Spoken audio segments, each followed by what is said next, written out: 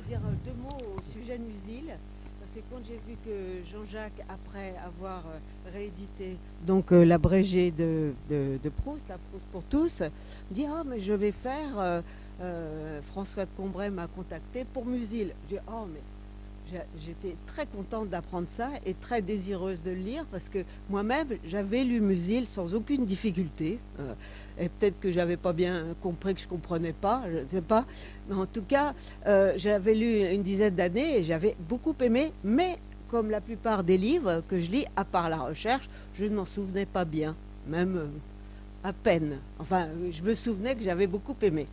Donc j'ai relu L'homme sans qualité. Et après, j'ai pris votre livre et c'était très bien parce que grâce à votre livre, en lisant en parallèle, et ben maintenant je me souviens.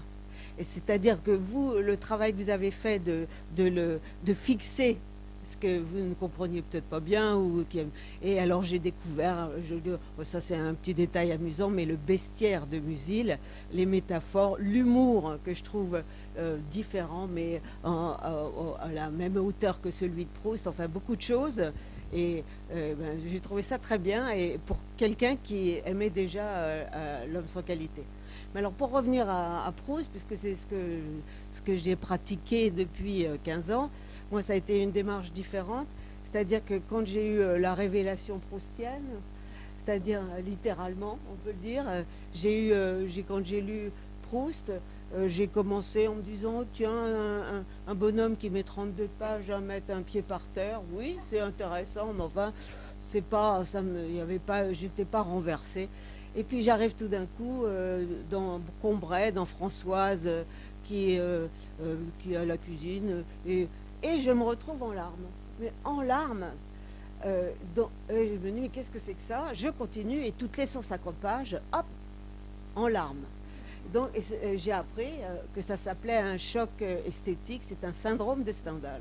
Alors j'ai été victime d'une série de syndromes de Stendhal avec Proust. Alors une fois qu'on a ça, donc j'ai commencé, j'ai lu, j'ai avalé toute la recherche, je m'en détachais pas, et comme j'habitais en Amérique à l'époque, je me suis précipitée sur les estrades des alliances françaises d'abord, c'était normal, ou d'autres groupes, et j'ai été partager mon amour de Proust.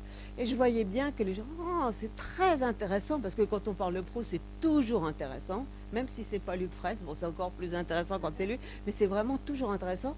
Et après je disais, j'apportais les 7 volumes, ou en anglais, la traduction en anglais, c'est que 3 gros volumes. Ah, c'est très bien, mais les gens, je disais, ils vont se précipiter. Non, c'est trop long. Comment c'est trop long? Donc, j'ai passé les 4 années qui suivent. C'est trop long, je vais le faire plus court. Et voilà, c'est comme ça l'origine de la contraction. Et alors, au début, j'ai commencé à contracter et j'ai fait ça.